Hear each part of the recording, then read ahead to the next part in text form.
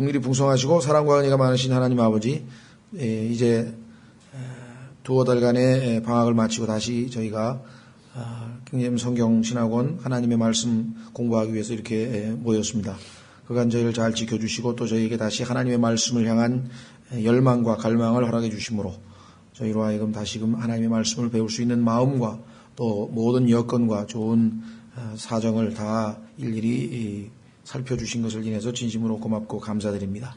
주님, 저희가 이제 다시 하나님의 말씀을 대할 때 주님께서 약속하신 대로 주님께서 보내주신 진리의 영께서 우리를 모든 진리 가운데로 인도해 주심으로 저희가 진리를 바르게 알고 또 믿고 또 그 말씀을 씨앗이 우리의 마음속에서 합당하게 열매를 맺어서 주님께서 기뻐하시는 일들이 이 말씀의 성취로 온전히 이루어지기를 간절히 간구드립니다.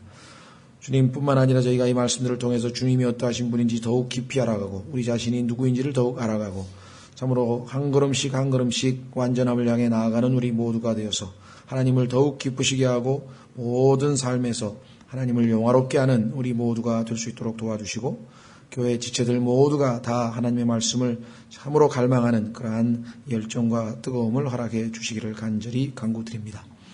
오늘 부족한 자에게 맡기신 이 말씀의 사역을 온전히 성경에서 제일 어려운 책 중에는 이제 물론 구약에 스가랴서도 있고요. 또 욥기도 거기에 해당되는 책 중에 하나고, 그다음에 신약으로 오면은 의외로 이 마태복음, 사도행전, 히브리서 같은 책이 구약 성경과 밀접한 연관이 있고 또 유대적인 성격이 강하고 올바로 나누지 않으면 의외로 교리적으로 많은 이단들이 속출하기 때문에 아주 그런 의미에서 무슨 내용이 어렵다기보다도 그런 의미에서 어려운 책이라고 할 수 있습니다.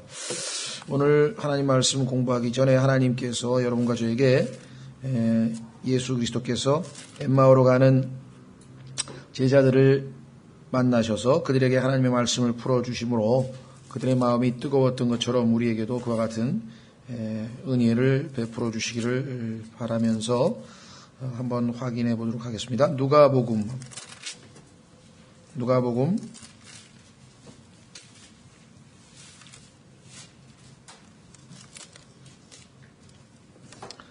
24장에 보면은요, 누가복음 24장에 보면은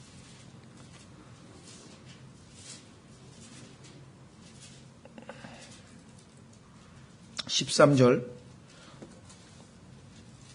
예수님께서 부활하신 그날 그 사실을 모른 채로 슬픔 가운데 예루살렘을 떠났던 그런 제자 둘이 나옵니다.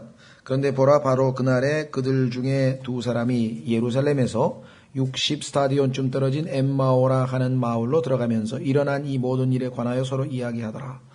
자신들이 섬겼던 그 주님이 십자가에서 못 박히신 사건 등등등이죠. 그들이 서로 이야기를 나누며 의논할 때에 예수님께서 친히 가까이 오사 그들과 동행하시나 그들의 눈이 가려져서 그분을 알아보지 못하더라. 이 눈은 물론 영적인 눈이겠죠.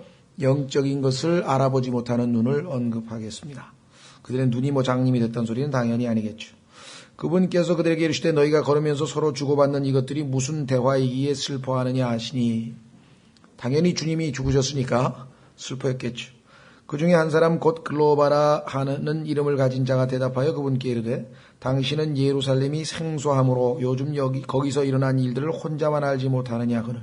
아니 그 온 세상이 다 아는 그 유명한 사건, 제일 유명한 큰 도시에서 일어난 사건을 모르느냐. 그분께서 그들에게 이르시되 무슨 일이냐 하시매 그들이 그분께 이르되 나사렛 예수님에 관한 일들이니 그분은 하나님과 온 백성 앞에서 행동과 말에 능력이 있는 대언자였는데 수제사장과 우리의 치리자들이 그분을 넘겨주어 죽도록 정죄받게 하고 십자가에 못 박았느니라. 그러나 우리는 그분께서 이스라엘을 구속할 분이시라고 믿었노라. 이 모든 것 외에도 오늘은 이런 일들이 이루어진 지 사흘째 되는 날이요. 또 우리 일행 중에 어떤 여자들도 참으로 우리를 놀라게 하였으니 그들이 일찍 동올 무덤에 갔다가 그분의 몸을 보지 못하고 와서 말하기를 자기들도 그분께서 살아계시다고 말한 천사들의 환상을 보았다고 하였으며 또 우리와 함께 있던 자들 중에 어떤 사람들이 돌무덤에 가서 참으로 여자들이 말한 바와 같음을 보았으나 그분은 보지 못하였느니라 하거늘.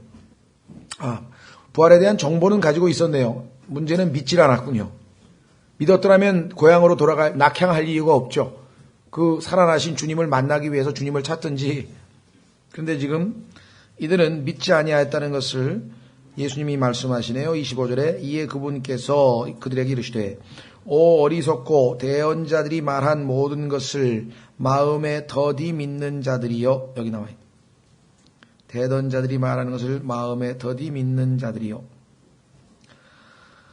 그리스도가 이런 일들로 고난을 당하고 자기의 영광에 들어가야 함이 마땅하지 아니하냐 하시고, 구약성경을 제대로만 알고 믿었다면 부활이 반드시, 고난과 부활은 핵심적인 내용이거늘 어찌하여 그것을 모르느냐 이렇게 얘기를 했습니다. 그렇죠? 예. 모세와 대언자들의 글에서 시작하여 모든 성경 기록들에서 자기에 관한 것들을 그들에게 풀어 설명해 주시니라. 중요합니다. 모세와 대언자들의 글이라고 하는 것은 구약성경 전체를 다 언급하는데, 구약성경에는 다름 아닌 예수 그리스도에 관한 것들이 기록되어 있다는 것이죠. 이것을 신약에 와서 우리가 비로소 사복음서를 통해서 예언에 성취된 것을 보면서 이게 예수님에 관한 것이었구나, 이게 예수님에 관한 것이었구나, 이렇게 되죠. 그래서 구약성경 없이 신약성경을 읽을 수가 없고 신약성경 없이 구약성경을 읽을 수가 없도록 되어 있습니다. 그래서 예수님께서는 풀어서 설명을 해 주셨다. 그들이 가고 있던 마을에 가까이 이름에 그분께서 더 가려는 것 같이 하시거늘, 이렇게 해서 예수님께서 이들과 잠깐 머무셨는데, 중요한 것은 어디에 있는 거 아니? 오늘 우리가 관심 있는 것은 뒤로 오셔서요, 예수님과 이제 헤어졌습니다. 그런데 예수님께서 36절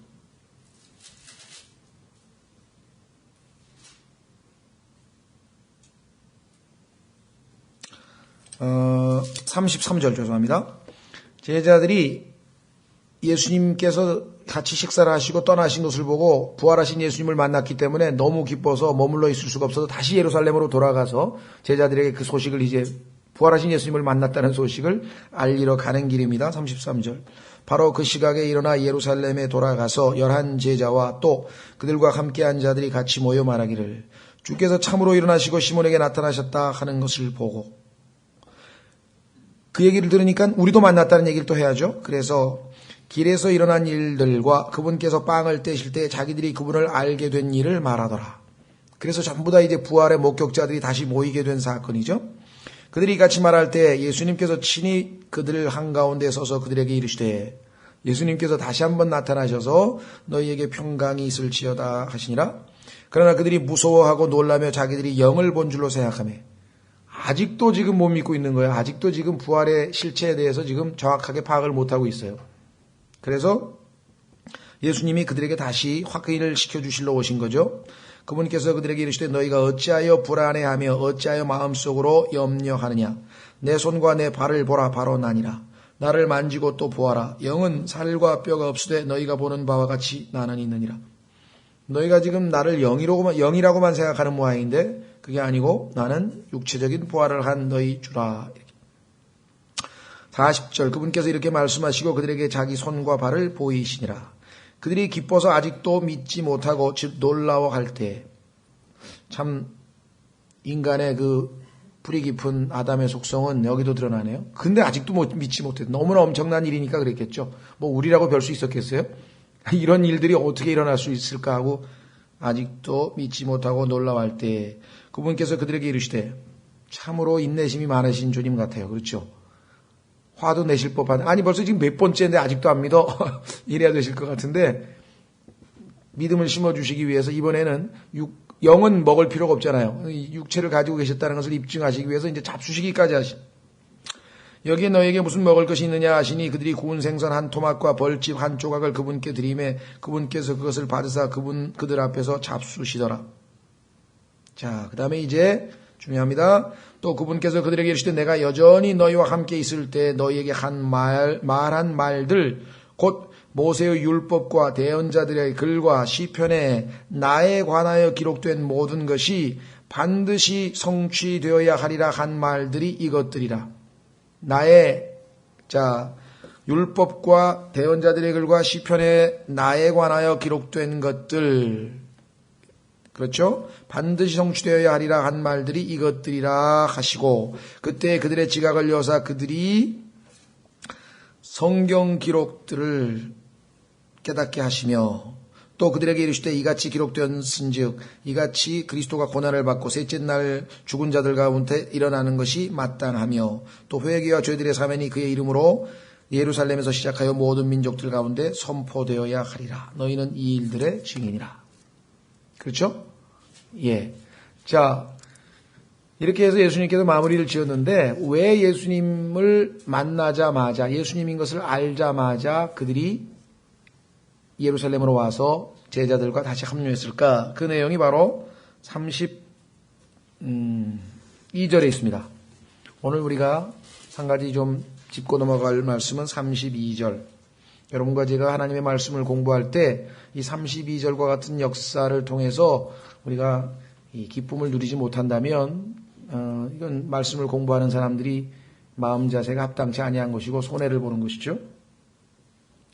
32절, 그들이 서로 이르되 그분께서 길에서 우리와 말씀하시고 우리에게 성경 기록들을 열어주실 때에, 그렇죠? 우리 속에서 마음이 뜨겁지 아니하더냐 하고, 그래서 돌아간 거예요. 33절에 보면 바로 그 시각에. 그렇죠? 예, 우리 그리스도인들은 하나님의 말씀을 통해서 하나님이신 예수 그리스도와 교제를 하는, 만나는 그런 작업이기 때문에 단순히 어떤 사상을 배우는 것이 아닙니다. 이 말씀이 우리에게 감동이 오고 우리 마음에 뜨거움을 가져다 주고 이 말씀을 통해서 우리가 행복을 누려야 되는 것이죠. 예, 그래서 우리는 이번 학기에 정확하게는 모르겠습니다만은 짧게는 4개월, 길게는 5개월간에 걸쳐서 마태복음을 공부하겠습니다. 97년 교회 시작한 이래로 아마 잘 기억을 안 납니다만은 한 98년인지 9년인지 아마 마태복음을 한 것 같은데, 그러니까 뭐 거의 10년 만에 다시 마태복음으로 또 돌아왔는데요. 이 마태복음은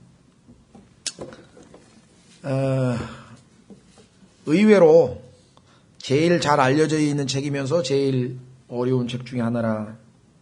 신약성경의 제일 첫 부분이 마태복음이다 보니까 뭐 성경을 펼치는 사람은 뭐 특히 신약성경을 펼치자마자 나오는 거니까 마태복음에 대해서 모르는 사람 없고, 또 마태복음이 처음에 뭐 잘 몰라도 낳고로 시작한다는 것도 모르는 사람 별로 없습니다. 그렇죠? 또 마태복음에는 그 유명한 산상수훈, 우리는 뭐 산상설교라고 부릅니다만 하여간 산상수훈이라는 것이 들어있어서 안 믿는 사람들도 그 유명한 뭐 심령이 가난한 자는 복이 있나니 하면서 인용을 자주 하기도 하고요. 또 황금률이라고 해서 사람들이 너에게 하기를 원하는데, 네가 다른 사람이 너에게 해주기를 원하는 대로 너도 하라, 뭐 이런 말씀 인용을 자주 하죠. 또 주기도문이라고 하는, 사실은 주기도문이 아니지만 제자들의 기도문입니다만은 하늘에 계신 우리 아버지 하면서 날마다 외에는 그 주기도문이 들어있는 것도 마태복음이고, 또 유명한 비유들, 뭐 누룩 비유든 열처녀 비유든 하여간 많은 비유들이 또 많이 들어있는 것도 마태복음이고, 그래서 이 마태복음은 알려져 있기는 많이 알려져 있지만 오히려 이 유명한 구절들마다 해석을 성경적으로 정확하게 내리지 못하고 교리를 왜곡시켜서 또는 잘못 적용해서 어마어마한 문제를 일으키는, 오히려 참 가장 위험스러운 책이 되고 말았다. 그래서 우리가 마태복음에서 나오는 이단이 뭐 계시록 때문에 나온 이단 못지않게 많을 정도로 그렇습니다. 제일 대표적인 이단은 산상설교를 지켜야 된다. 그래야 하늘나라 갈 수 있다. 그러면 이제 다 지옥으로 보내는 거죠. 산상수훈 지켜야 구원받는다고 하는 그런 자유주의자들이나 일부 행위 구원을 주장하는 사람들처럼 하면 구원받을 사람은 이제 아무도 없는 거죠. 그렇죠? 예, 무서운 책이 되어버립니다. 오히려 위험스러운 책이 되어버렸다는 것이죠. 가장 유용하고 필요한 도구가 잘못 사용하면은 아주 치명적인 해를 끼칠 수도 있는 것이죠. 우리 몸에 좋은 약도 잘못 복용하면, 그렇죠? 어떤 사람이 혈압이 높아서 혈압을 내리는 약을 먹었는데 혈압이 낮은 사람이 혈압을 내리는 약을 먹으면 그건 치명적인 문제가 생기는. 그래서 이 마태복음을 내용을 파악하는 것은 물론이지만 하나님이 기록하신 목적은 무엇이고 이것이 갖는 성경 전체에서의 기능은 무엇이고 이러한 것들에 대해서 우리가 좀 더 충분히 파악한 다음에 특징을 파악한 다음에 구체적으로 한 구절 한 구절 들어가야 될 터인데 그에 앞서서 마태복음 자체를 좀 전체적으로 살펴보기에 앞서서 또 우리가 사복음서 전체에 대한 좀 공부를 좀 잠깐 하고 넘어가야 될 필요가 있는 것 같습니다. 왜냐하면 우리가 보통 어떤 한 사람의 전기를 우리가 기록한다고 한다면 한 권의 책으로 충분하죠. 어떤 사람이 어디서 태어나서 그 조상은 어떻게 됐는데 뿌리는 어떻게 되고 그는 뭐 어떻게 해서 어린 시절을 보내고 그 다음에 뭐 어떻게 해서 청년 뭐 사춘기를 보내고 그가 어떻게 해서 청년이 돼서 뭐 해서 어떻게 해서 뭐 일을 이루었다든가 뭐 이렇게 보면은 보통 대부분의 사람의 전기라고 하는 것은 그냥 그 연대기적으로 그가 어떤 일들을 했다라고 하는 것 이런 것들을 기록하게 되어 있습니다. 그런데 사복음서라고 하는 것은 하나님께서 인간의 몸을 입고 이 땅에 내려오신 예수 그리스도라고 하는 분이 누구이신지를 우리에게 알려주는 즉 계시해 주시는 책인데 예수 그리스도는 다양한 여러 가지 특성과 측면과 역할과 이것들을 가지고 있기 때문에 한 가지 측면을만 가지고는 다 예수 그리스도를 계시할 수가 없어서 이 네 가지 복음이 반드시 필요했다는 것이죠. 만약에 우리가 어떤 한 사람의 조각을 어떤 사람을 지금 이제 뭐 동상을 만든다고 우리가 뭐 뭐라 그러죠? 부스트라 그러죠. 이 가슴에서부터 얼굴까지를 우리가 보통 이렇게 여기까지 이렇게 목인가요? 흉상을 만든다고 한다. 그러면은 어떤 사람의 초상화만 가지고 우리가 전면에 나와 있는 그 초상화만 보고서 만든다고 하면은 사실 완전할 수가 없겠죠. 그렇죠?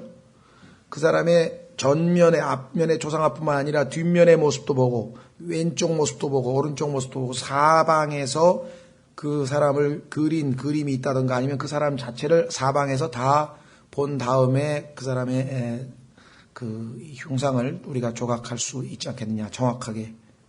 그런 의미에서 예수 그리스도께서도 예수 그리스도라고 하는 분을 우리가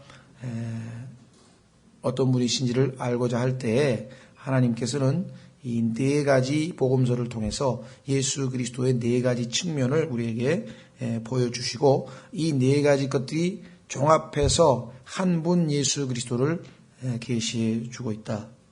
그런 의미에서 우리가 이 사복음서가 각각 어떤 특징을 가지고 있는지를 좀 살펴본 다음에 그 중에서 마태복음은 어떠한 측면을 강조하고 있는지 이렇게 해서 한번 좀 살펴보려고 합니다. 첫째 시간에는 좀 사복음서에 관한 얘기를 좀 하고 둘째 시간에는 마태복음 전체 개요에 대한 이야기를 좀 하고 구체적인 성경 공부는 아마 다음 시간서부터 이렇게 하게 될 것 같습니다. 우선 이 에스겔서 1장으로 한번 가보겠습니다.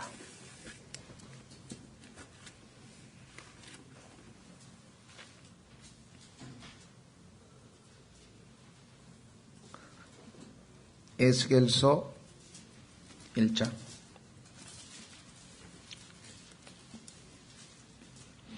에스겔서 1장에 가면은 네 그룹이라고 하는 것은 하나님의 피조물을 예표하고 있는 대표하고 있는 그런 천상의 존재인데요. 자, 10절에 보시면 우선 5절에 보면은 또 그것의 한가운데로부터 살아있는 네 피조물의 모습이 나오더라 이렇게 되어 있죠. 그런데 10절에 보면은 그들의 얼굴 모습으로 말하건대 그들 넷이 사람의 얼굴과 오른쪽으로 사자의 얼굴을 가졌으며 또 왼쪽으로 소의 얼굴을 가졌고 또 독수리의 얼굴을 가졌더라. 예수 그리스도는 이와 같이 네 가지 측면을 가진 것으로 지금 사복음서를 우리가 봤는데, 이 그림에는요, 이것은 계시록 4장에 나와 있는 것과 똑같습니다. 계시록 4장으로 가보십시오. 역시 하나님의 왕좌 앞에서 경배하고 있는 그 피조물을 대표하고 있는 네 생물체가 있는데,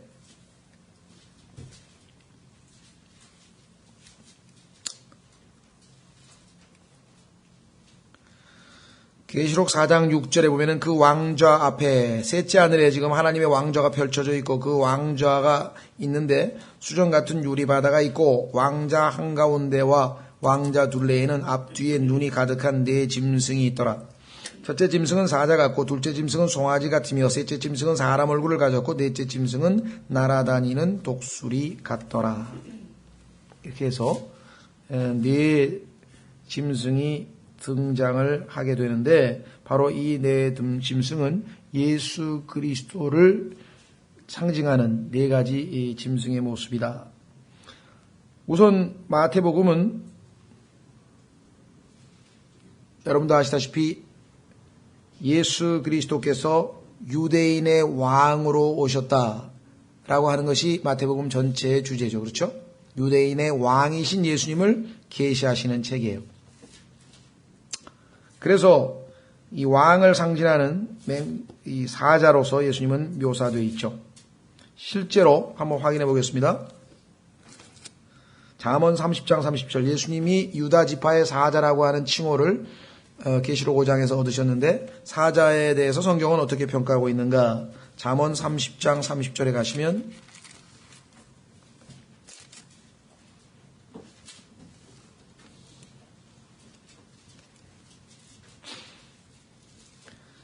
짐승에 대해서 얘기할 때 곧 짐승 중에서 가장 강하여 어떤 것 앞에서도 물러서지 아니하는 사자와 가장 강한 최고의 맹주수 중에 왕으로 묘사되어 있고요. 두 번째는 마가복음인데, 마가복음은 여러분도 아시다시피 일하시는, 즉 종으로서의, 주의 종으로서의 예수 그리스도를 보여주는데, 아시다시피 우리 하나님께서 만드신 짐승 중에 가장 열심히 일하는 그 종을 상징하는 것은 바로 소죠, 소. 예.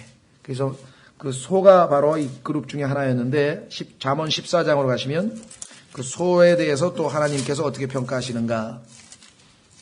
예수 그리스도는 가장 강하신 왕이다 라고 하는 것. 그 다음에 잠언 14장 4절에 가면 소는 힘을 가지고 일하는 존재로 나와 있죠. 소들이 없는 곳에는 구유가 깨끗하나 소의 힘으로 많은 소출을 얻느니라. 여기 보면은 소는 힘으로 상징된 strength of the ox. 그렇죠? 그 다음에 세 번째, 누가복음의 경우에는 예수님을 참 인간으로 제대로 하나님이 원래 창조하셨던, 원래 기대하셨던 인간의 본래의 모습으로 나와 있는데요.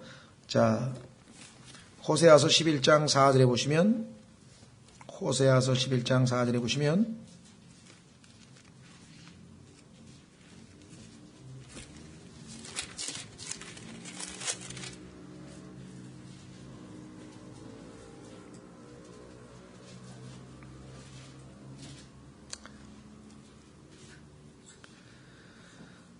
사람의 줄 곧 사랑의 띠, 이런 표현이 나오죠. 내가 사람의 줄 곧 사랑의 띠로 그들을 이끌었나니 곧 그들에게 내가 턱에서 멍에를 벗기는 자 같았으며 또 내가 그들을 위해 먹을 것을 두었노라.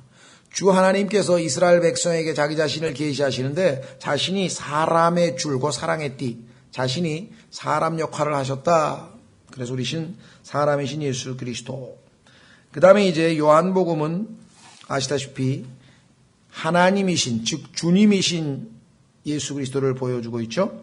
그래서 나머지 사자와 소와 사람의 경우에는 땅이 거쳐져. 그런데 독수리는 하늘이 하늘을 나르는 그런 존재로서, 그래서 독수리로 상징되는 주님의 모습을 우리는 요한복음에서 확인해 볼 수 있습니다. 아까 찾았던 잠언 30장에 가면은 18절과 19절에 독수리에 대한 언급이 이렇게 나와 있습니다. 잠언 30장 18절과 19절. 내게 너무나도 놀라운 것 세 가지가 있으며 참으로 내가 알지 못하는 것 네 가지가 있나니 곧 공중에 있는 독수리의 길과, 여기 나와 있죠. 공중에 있는 독수리의 길이 참으로 놀랍다. 공중에 있는 독수리의 길이 참으로 놀랍다. 이렇게 얘기를 하는 것을 우리가 확인해 볼 수가 있습니다. 자, 그래서 우리는 내 짐승, 욥기 12장 7절로 가시면, 욥기 12장 7절로 가시면 하나님께서 우리 인간들에게 권면하는 말씀 중에 하나가 뭐냐면 짐승들에게 물어보라는 거예요. 짐승들에게 물어보면 많은 진리를 계시받을 수 있다. 깨달을 수 있다. 잠언에도 보면 개미에게로 가라 그러죠. 이 부지런한 게으른 사람들에게 개미에게 가서 배우라, 이런 말씀입니다. 자, 욥기 12장 7절에 가면 그러나 짐승들에게 물어보라. 그것들이 너를 가르치리라. 짐승들에게 물어보면은 예수님을 가르쳐 준다. 하나님이 어떠신 분이도 가르쳐 주고. 짐승 여러분들 한번 연구해서 오늘날 인간이 만들어낸 많은 발명품 가운데 짐승으로부터 배운 게 얼마나 많은지 몰라요. 유명한 콩코드 여객기. 콩코드 여객기의 외모는 나르는 새에서 디자인을 따온 거죠. 그러니까 짐승에서 나오는 이 짐승을 통해서 얻은 많은 그런 아이디어를 통해서 우리가 지금 아주 유용한 것들을 많이 만들고 있습니다.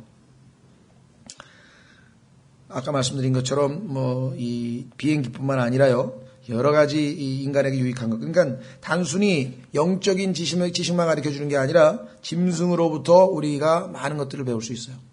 심지어는 지금 이화여대 석좌 교수고 얼마 전까지 서울대 유명한 동물행동학 교수가 있어요. 동물행동학. 동물이 행동하는 것을 관찰하면 앞으로 이 산업에 응용할 수 있는 엄청난 것들이 들어있다는 것이. 그러니까 우리가 여기서 지금 직접적으로 적용하려고 하는 것은 짐승들을 통해서 인간과 이 세상과 하나님에 대한 영적 진리들을 하나님께서 가르쳐 주신다. 또 공중의 날짐승에도 물어보라 그랬잖아요. 아까도 말씀드린 것처럼 콩코드 여객기 같은 경우. 그것들이 내게 일러주리라. 그 다음에 땅에게 또 물어보라. 땅을 파보면은 지질학적 연대기를 포함해서 많은 것들을 우리에게 알려줘서 이 화석을 통해서 우리가 이 창세기 1장 2절에 있었던 대홍수에 대한 이야기라든가 이걸 다 배울 수 있다는 거죠. 그래서 결코 하나님께서는 자기 자신을 숨기거나 그러지 아니하시고 자연 만물에 또 기록된 성경을 통해서 자기 자신을 우리 모든 사람들에게 계시하셨다. 자, 뿐만 아니라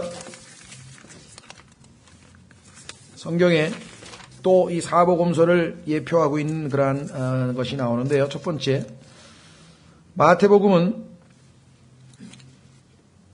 예레미야 23장 5절로 가면은 예수 그리스도의 이름이 가지라는 이름으로 나옵니다. 나무의 가지, 나뭇가지 할 때 가지. 그런데 그 가지라고 하는 이름이 앞에 수식어가 성경에 보니까 4종류가 붙어 있어요. 예수님이 4가지 특성을 지닌 존재라는 것을 암시하고 있는 것이고 그것이 바로 사복음서의 특징과 일치하죠. 예레미야 23장 5절로 가시면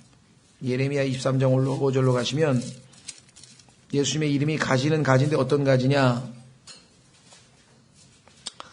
예레미야 23장 5절. 주가 말하노라. 보라, 날들이 이르리니 내가 다윗에게 한 의로운 가지를 일으킬 것이요. 자, 다윗 하면은 바로 마태복음 1장에 나오는 다윗의 아들 예수 그리스도, 아브라함의 아들 예수 그리스도, 유다 지파의 왕손인 예수 그리스도. 자, 다윗에게 한 의로운 가지를 일으킬 것이요. 한 왕이 통치하고, 그러니까 이 의로운 가지가 바로 왕이라고 하는 것을 알 수 있죠. 형통하여 땅에서 공의와 정의를 집행하리라. 그러니까 왕이신 가지가 한 분 계신다. 유대인의 왕이신 가지 예수 그리스도 마태복음. 그 다음에 스가랴서 3장으로 가시면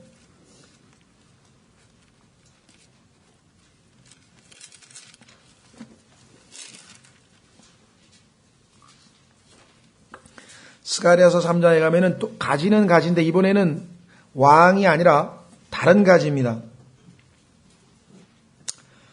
스가랴서 3장 8절에 오 대제사장 여호수아야 너와 내 앞에 앉아있는 내 동료들은 이제 들으라. 그들은 놀랍게 여겨지는 자들이니라. 보라 내가 내 종 곧 가지를 내리라. 똑같은 이름인데 아까는 왕이신 가지였고 그렇죠? 예, 이번에는 종이신 가지.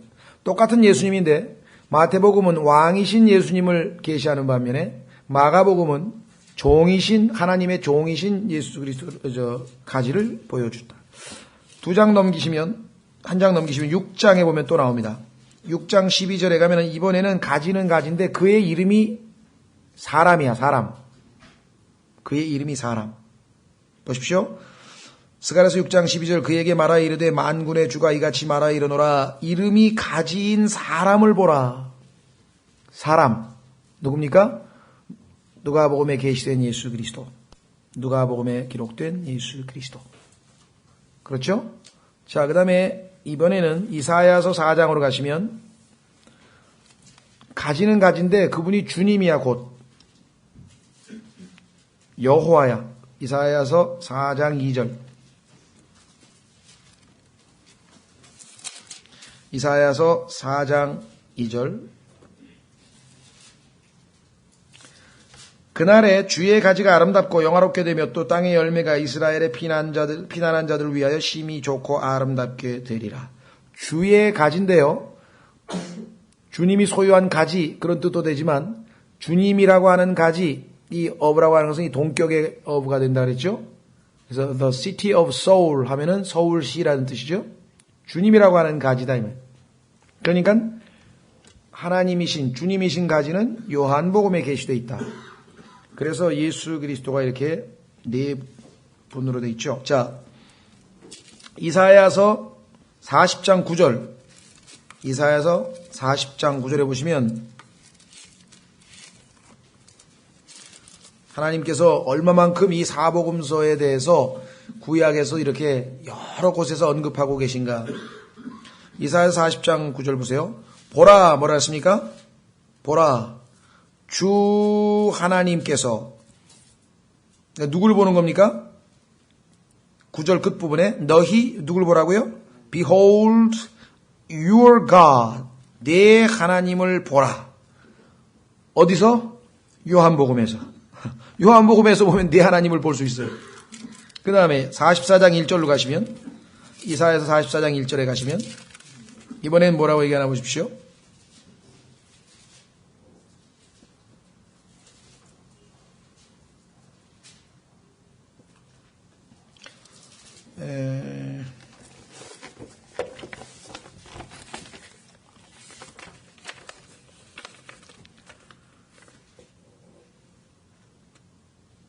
이사야서 죄송합니다. 42장 1절이네요. 42장 1절.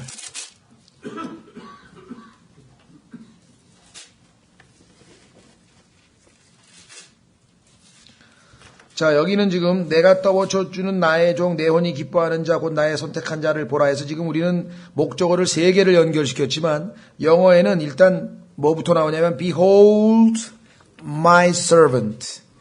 내 종을 보라. 그런데 그 종이 어떤 분이냐? 내 혼이 기뻐하는 자, 내가 선택한 자라. 이렇게 나가죠? 그렇죠? 보라. 내 종을 보라. 아까는 누굴 보라 했습니까? 내 하나님을 보라. 내 종을 보려면 어디를 가면 됩니까? 마가복음을 가면 되죠. 그 다음에 이제 스가랴서로 와보십시오. 6장에 가면은 이번에는 하나님께서 누구를 보라고 하겠어요? 당연히 사람이죠. 이번에는 스가랴서 6장에 가면은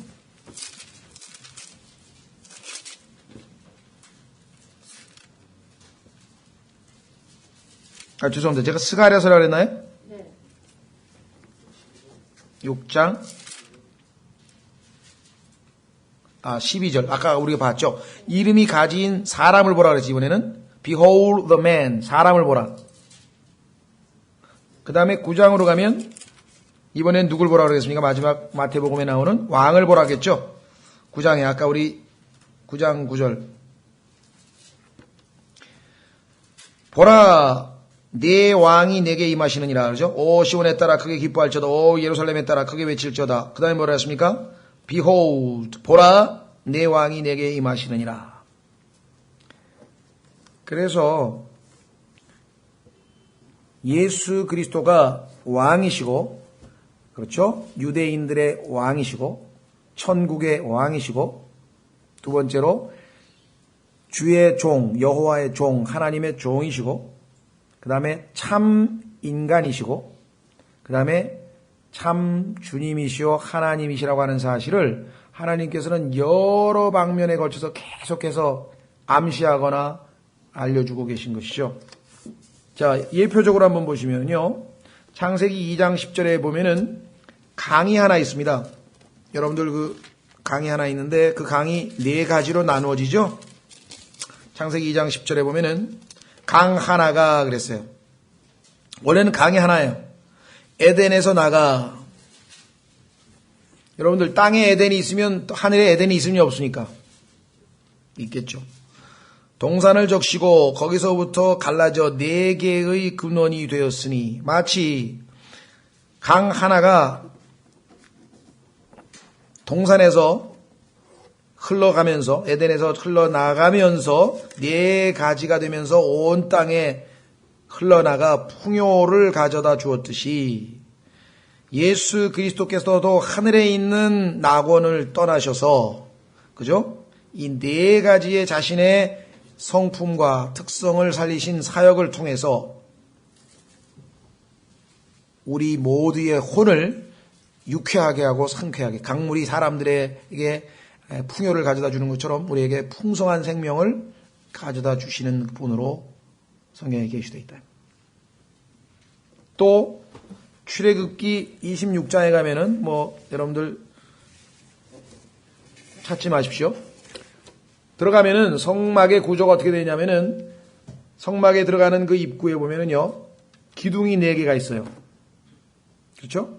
그런데 그 기둥, 그러니까 성소와 지성소를 갈라놓는 이 휘장을 치는 커튼을 치는 데 보면은 기둥이 4개가 놓여 있는데 그 기둥을 덮고 있는 그 휘장이 바로 누구였습니까? 예수 그리스도의 몸이었다고 성경에 설명했죠. 확인해 보겠습니다. 히브리서 10장에 가면은 그 휘장이 다름 아닌 예수님의 몸이었다. 그래서 예수님이 십자가에 못 박이시자 하나님께서는 휘장을 위에서부터 아래까지 쫙 찢어서 이제 지성소가 예수 그리스도의 부서진 몸을 통해서 우리가 안으로 들어갈 수 있는 길이 열렸다고 성경에 말씀했죠. 히브리서 10장 19, 20절. 그러므로 형제들아 우리가 예수님의 피를 힘입어 새롭고 살아있는 길로 지성소에 들어갈 담대함을 얻었나니 이 길은 그분께서 우리를 위하여 휘장 곧 자기의 뭐라고요? 육체를 통해 거룩히 구분하신 것이니라. 그런데 그 휘장은 아까도 말씀드린 것처럼 4개의 기둥에 걸쳐서 만들어져 있다는 거죠. 마찬가지로 예수 그리스도께서 이 땅에서 사실 때 4가지 방면의 사역을 통해서 왕으로서의 사역과 종으로서의 사역과 인간으로서의 사역과 하나님으로서의 사역을 완성하심으로 말미암아 우리로 하여금 지성소 안에 들어갈 수 있는 길을 열어 놓으셨다는 것이죠. 그래서 우리는 이 사복음서와 관련된 참 많은 것들이 있습니다. 자, 계속해서 사복음서의 그 차이점들을 조금 더 우리가 보완 설명 좀 해보죠. 예를 들면 처음에 마태복음으로 가시면 족보의 첫 사람이 등장하는데 누구냐 하면은 다름 아닌 아브라함이죠. 아브라함과 다윗. 아브라함의 자손이시요 다윗의 자손이신 예수 그리스도의 세대에 관한 책이라 이렇게 나오죠. 그러니까 아브라함은 유대 민족의 조상이고 다윗은 유대 왕국의 왕이죠. 그렇죠? 왕좌를 차지하고 있는 왕이었단 말이죠. 그러니까 마태복음이 유대인과 밀접한 관계가 있다는 사실을 우리에게 암시해 줄 뿐만 아니라 다윗은 그냥 나와 있지 않고요. 보세요. 그 족보가 쭉 내려가다가 6절 보세요. 다른 사람은 이름만 나와요. 이름만 나오는데 6절에 이새는 다윗을 낳고가 아니라 다윗 뭐를 낳고요? 왕을 낳고 다윗 왕. 마태복음 전체의 핵심은 왕과 왕국이에요. 그래서 마태복음은 어떻게 되어 있냐면은 왕에 대해서 쭉 설명하고 있기 때문에 왕과 왕국을 놓치면 마태복음 해석에서 엉뚱하게 빗나가 버린다. 막 그걸 교회에다 갖다 붙이고 그러면 이제 막 앞뒤 안 맞는 말이 나오는 거예요. 항상 지금 초점은 왕과 왕국으로 지금 가고 있다는 거죠. 자, 그래서 우리는 마태복음이 유대인의 왕이신 예수 그리스도를 계시하고 있기 때문에 이 족보에서도 다름 아닌 왕족의 혈통을 강조하고 있다는 것을 보게 되죠. 마가복음으로 가시면 아시다시피 족보가 안 나옵니다. 이유는 왜 그럴까요? 종인데 종에게 족보가 필요하겠습니까? 일만 열심히 하면 되지. 종은 족보가 필요 없어요. 의도적으로 마가복음에는 족보가 필요 없어요. 더더군다나 마가복음은 16장밖에 안 돼요. 왜? 말도 별로 없어. 그냥 예수님이 종으로 열심히 일하신 기록만 남아있기 짧을 수밖에 없어요. 그렇죠? 얼마나 특징 있게 이 사복음서가 기록되어졌는가. 세 번째로는 누가복음은 당연히 예수님이 인간이시기 때문에 족보가 아담까지 올라갈 수밖에 없습니다. 한번 확인해 보겠습니다. 그래서 우리가 이 사복음서에 대한 전체적인 어떤 개요를 좀 알고 난 다음에 복음서를 대해야지. 누가복음에 보면 3장에 예수님의 족보가 나오는데요. 23절부터 비로소 예수님 자신이 30살쯤 되시니라. 사람들이 생각하기에 이분이 요셉의 아들이죠. 그러나 하나님이 생각하기에는 요셉의 아들이 아니죠. 하나님의 아들이죠. 요셉은 헬리의 아들이요, 헬리는 맏닷의 아들이요, 맏닷은 레위의 아들이요 하면서 쭉 올라가다가 넘기셔서 38절에 게나는 에노스의 아들이요, 에노스는 셋의 아들이요, 셋은 아담의 아들이요, 아담은 하나님의 아들이었느니라.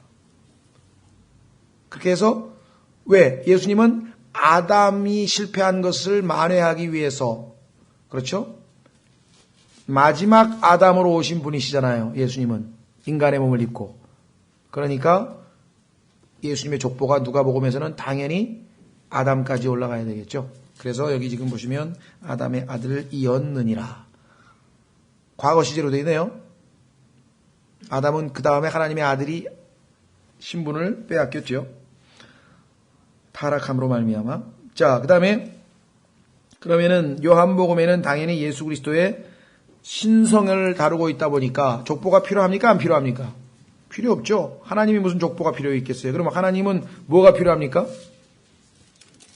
처음이 필요하죠. 창세기 1장 1절에 처음에 하나님께서 하늘과 땅을 창조하시니라 한 것처럼 요한복음도 다 같이 당연히 하나님이신 분을 소개하니까 처음에 얘기가 나올 수밖에 없어요. 처음에 말씀이 계셨고 말씀이 하나님과 함께 계셨으며 말씀이 하나님이셨더라. 그렇죠? 예. 사복음서의 특징을 우리가 지금 조금씩 살펴보고 있습니다. 마태복음 3장 2절로 가면 침례인 요한의 사역도 각각 특징이 있게 기록되어 있어요. 마태복음은 왕국을 강조합니다. 마태복음 3장 2절에 보면은 뭐라고 얘기합니까? 요한이 너희는 회개하라. 이유가 뭐예요? 하늘의 왕국이 가까이 왔느니라. 왕과 왕국이 지금 가까이 왔다는 것을 강조하고 있죠. 마태복음에서. 반면에 마가복음에는 1장 4절에 가면은 일하는 모습, 회개를 강조합니다. 회개. 마가복음 1장 4절에 요한이 광야에서 침례를 주고 죄들의 사면을 얻게 하는 회개의 침례를 선포하며 회개하라, 회개하라 외친단 말이에요. 종으로서 지금 하나님의 일을 열심히 하고 있는 예수님의 모습. 그 다음에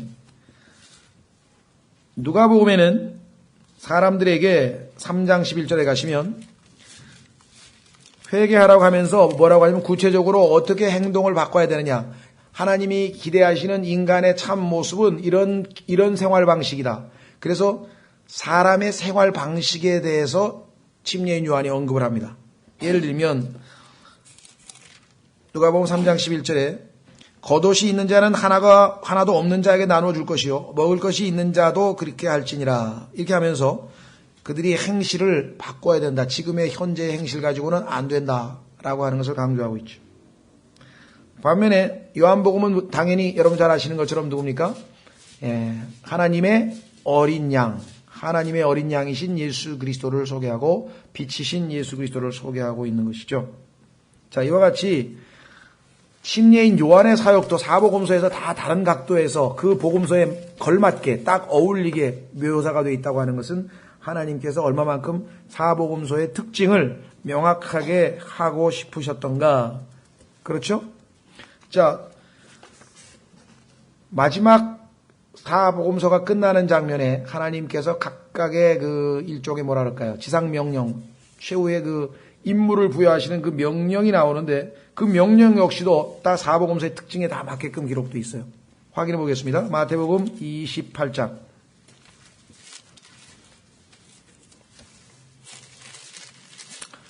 마태복음 28장에 보면은요. 그러므로 너희는 가서 모든 민족들을 가르치고 아버지와 아들과 성령의 이름으로 그들에게 침례를 주며 내가 너희에게 명령한 모든 것을 그들에게 가르쳐 지키게 하라. 보라 내가 세상의 끝까지 항상 너희와 함께 있으리라 하시니라. 아멘. 우리는 이것을 교회 시대에 적용하죠. 그렇죠? 우리가 교회 시대에 적용하지만 여기에 보면은 12제자에게 명령한 것이죠. 그 다음에 밑으로 내려가면 세상의 끝이란 말이 나옵니다. 환란이 끝나는 날, 예수님이 재림하시는 날, 초점이 교회 시대에 맞춰져 있는 게 아니라 유대인들에게 맞춰져 있다는 거죠. 그렇죠? 왜? 유대인의 왕을 위한 책이 바로 마태복음이기 때문에.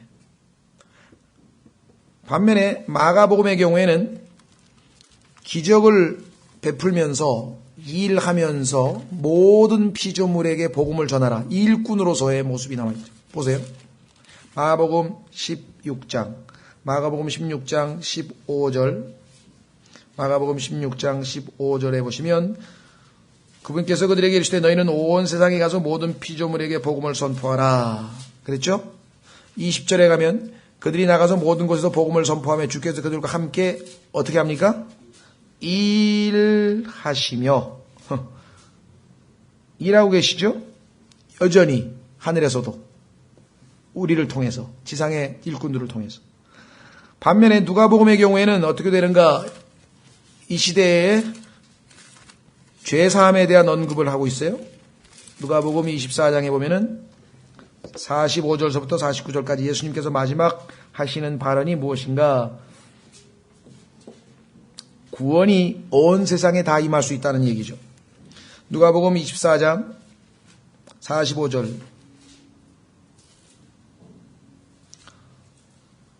그때 그들의 지각을 여사 그들이 성경 기록들을 깨닫게 하시며 또 그들에게 이르시되 이같이 기록되었은즉 이같이 그리스도가 고난을 받고 셋째 날 죽은 자들로부터 일어나는 것이 마땅하며, 그 다음에 보십시오. 또 회개와 죄들의 사면이 그의 이름으로 예루살렘에서 시작하여 모든 민족들 가운데 선포되어야 하리라. 너희는 이 일들의 증인이라. 반면에 요한복음의 경우에는 주님을 따르라. 그죠? 주님이시니까 그분이. 그래서 주님을 따르라고 하는 명령이 마지막으로 주어져 있습니다. 자, 그 다음에 사복음서의 또 특징을 보여주는 그 부분이 승천의 기록이에요. 승천의 기록들을 다 보면은 역시 또 사복음서가 다 특징이 달라요. 예를 들면 마태복음에는 승천의 기록이 없어요. 예수님이 승천했다는 기록이 안 나와요. 왜 그랬을까요? 예수님께서 유대인을 위해서 세우시는 왕국은 지상왕국이죠. 그렇죠. 이 땅에서 예수님께서 왕노릇하러 다시 오실 거 아니에요. 그러니까 예수님은 마태복음에서는 승천에 대해서 별 관심이 없어. 왜냐하면 예수님은 지금 유대인에게 지상에서 다스리는 왕으로서 자기를 계시하기 때문에 승천에 대한 얘기를 마태복음에서는 하실 필요가 없었다는 얘기예요. 그렇죠. 자, 그 다음에 마가복음에서는 하늘에서부터 예수님이 아까 일하신다 그랬죠. 여전히 승천하셨지만 하늘에서부터도 여전히 일하고 계신 예수 그리스도의 모습이 나와 있다. 아까 우리 16장에서 한번 살펴보셨죠? 19절 보십시오.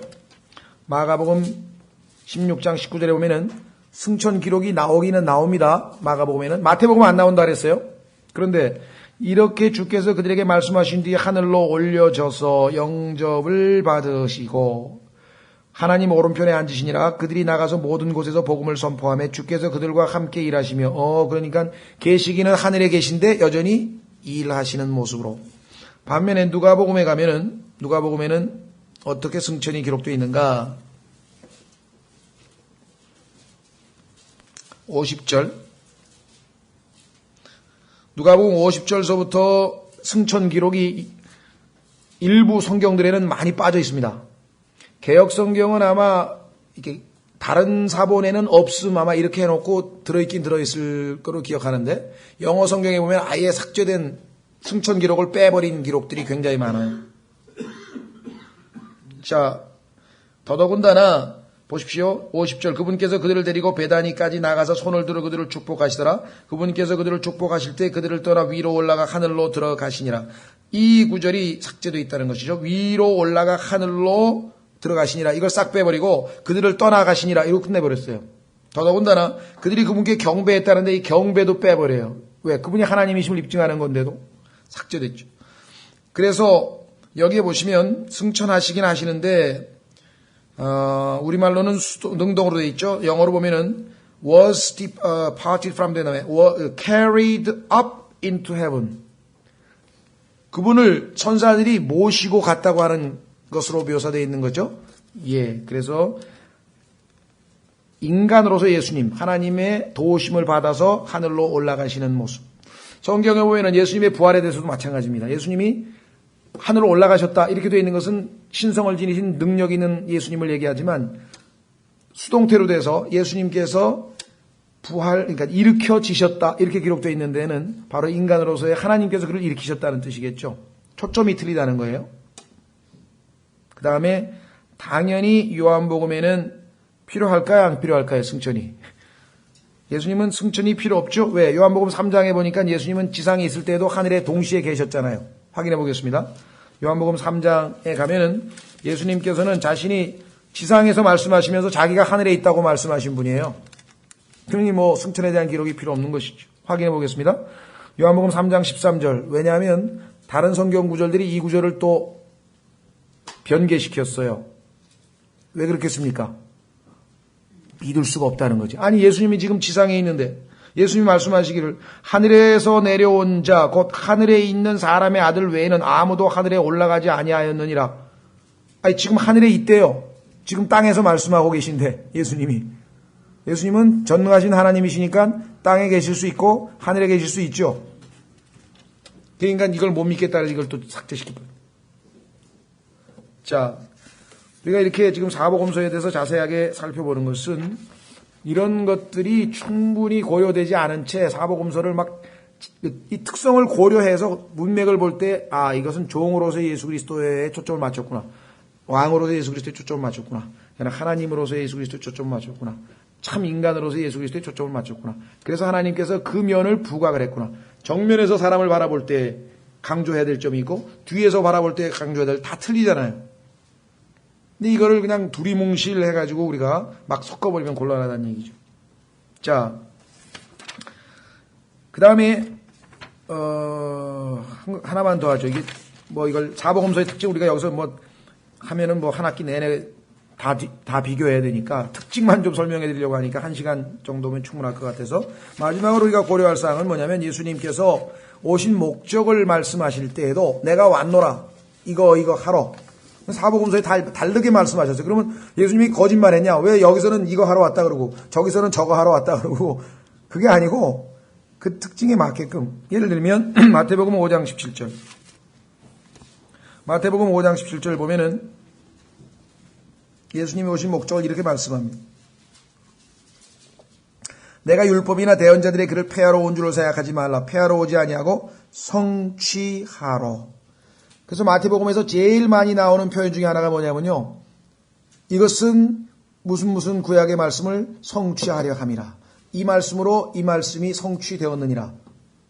예수님께서 이집트로 피난 가셨을 때도 내 아들을 이집트에서 불러내셨다는 그 말씀이 성취되었느니라. 그러니까 구약에서 말씀하신 그것들이 얼마만큼 신약에 정확하게 성취됐는가, 그것을, 그래서 여기 나와 있죠. 예수님이 오신 목적이 내가 바로 예언을 성취하러 온 사람이다. 자, 두 번째, 마가복음 10장에 가면은 예수님이 오신 목적이 뭐냐면요, 종이니까 뭐 해야 됩니까? 섬기러 왔노라. 섬기러 왔다. 마가복음 10장 45절.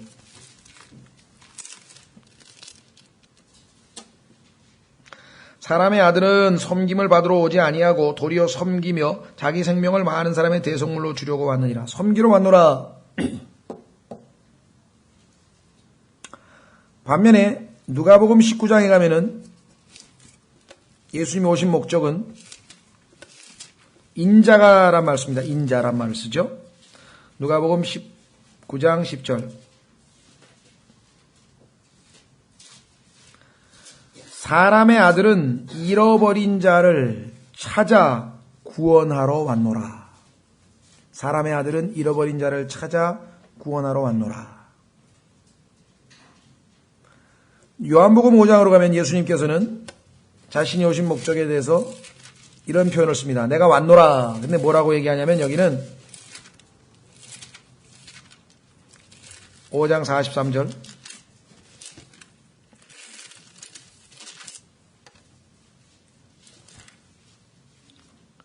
내가 내 아버지의 이름으로 왔는데, 죄송합니다. 요한복음 5장, 내가 내 아버지의 이름으로 왔노라. 그 말이죠. 예수님이 요한복음에서는 내가 내 아버지의 이름으로 왔노라. 그러시면서 예수님이 자기 자신을 길이요 진리요 생명으로 계시하셨죠. 예수님이 요한복음 14장에서.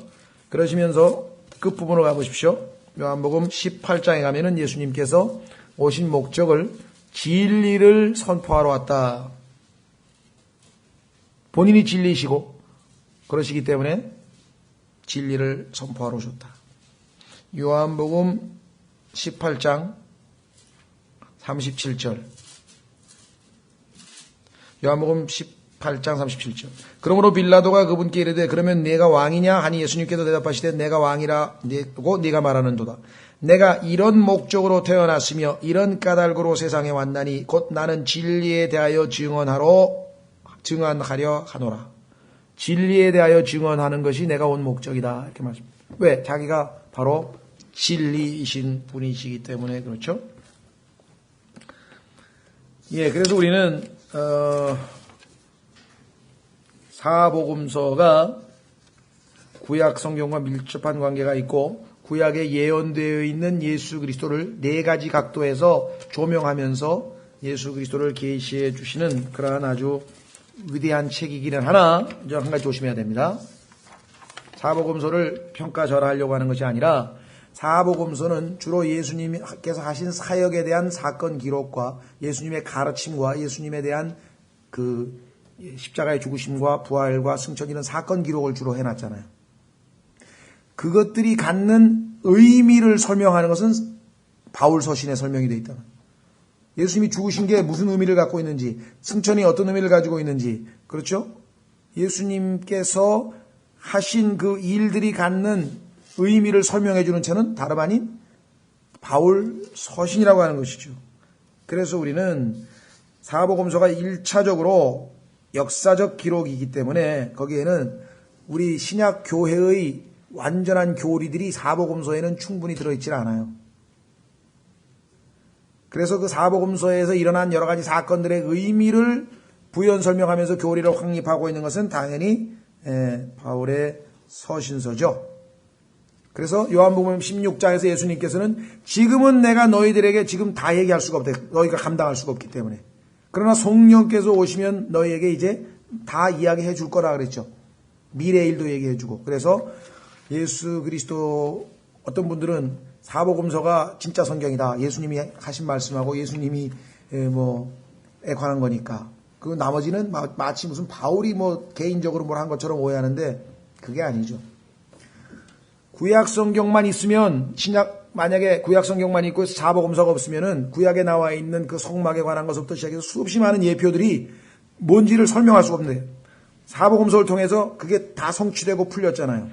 그런데 사복음서에서 예수님이 행하신 그런 행적들이 우리와 교회와 향후 미래와 예수님의 영원한 왕국과 어떻게 이제 다 이야기해 줄 거라 그랬죠.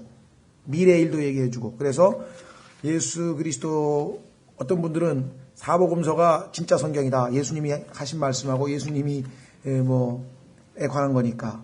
그 나머지는 마치 무슨 바울이 개인적으로 뭘 한 것처럼 오해하는데 그게 아니죠.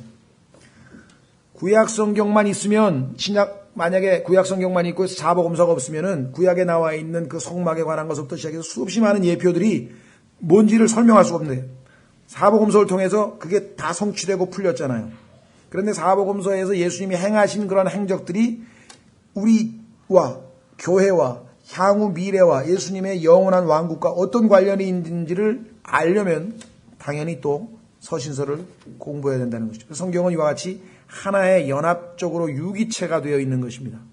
그래서 우리는 사복음서의 특징을 4가지로 나누어 봤지만 그 특징들을 다 나눌 게 나중에는 이 전체가 종합해서 한 분 예수 그리스도를 우리에게 계시해 주고 있다는 것을 좀 기억하시고 좀 쉬었다가 우리는 이제 마태복음에 대해서 좁혀서 초점을 맞춰서 둘째 시간 공부하겠습니다. 쉬었다 하겠습니다.